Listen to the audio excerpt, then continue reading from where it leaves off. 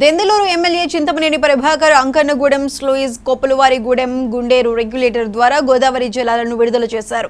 దెందులూరు నియోజకవర్గం పరిధిలోని పెదవేగి, పెదపాడు, దెందులూరు, ఏలూరు రూరల్ మండలాల పరిధిలోని 24,700 ఎకరాల ఆయకట్టుకు సాగునీరు అందుతుందని ఎమ్మెల్యే చింతమనేని తెలిపారు.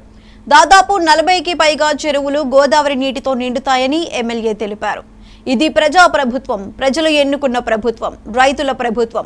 అందుకే ప్రజలు, రైతులు ఎక్కడా ఎలాంటి ఇబ్బంది పడకుండా CM Chandrababu, deputy CM Pawan Kalyan ప్రణాళికలు రూపొందిస్తున్నారని ఎమ్మెల్యే చింతమనేని తెలిపారు. రాబోయే రోజుల్లో నియోజకవర్గ పరిధిలోని ఇతర గ్రామాలకు పుష్కలంగా సాగునీరు, త్రాగునీరు అందించేందుకు కూటమి ప్రభుత్వం అన్ని విధాలా కృషి చేస్తోందని దెందులూరు ఎమ్మెల్యే చింతమనేని ప్రభాకర్ తెలిపారు.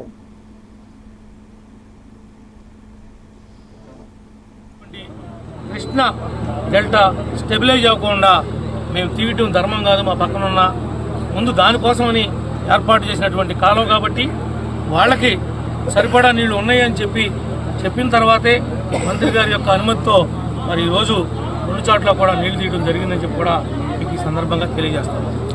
ఈ ఒక్క కాలువ ద్వారా 10,000 ఎకరాలకి శాశ్వతంగా ఈ భూమి, ఈ ఆకాశం, ఈ పోలవరం, ఈ ఆంధ్రప్రదేశ్ ఉన్ననాళ్ళు శాశ్వతమైనటువంటి హక్కుని గత పట్టిసీమ కాలంప్పుడే చంద్రబాబు గారి నాయకత్వంలో ఈ వెంటనే శాంక్షన్ చేసి వీళ్ళకి ఇవ్వడం జరిగిందని చెప్పి కూడా మీకు ఈ సందర్భంగా తెలియజేస్తున్నా.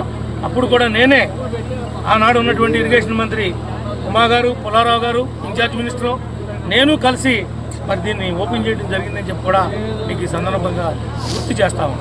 మరలా ఆ రోజు నాటి నుండి ఈ రోజు నాటి వరకు దీనికి ఠికాణా లేదు. ఈ 5 ఏళ్ళు వీళ్ళు తీస్తారా తీరాని చూసుకుంటూ పోతామే తప్ప దీన్ని తిప్పినోడు కానీ తీద్దామని ఆలోచన ఉన్నాడు కానీ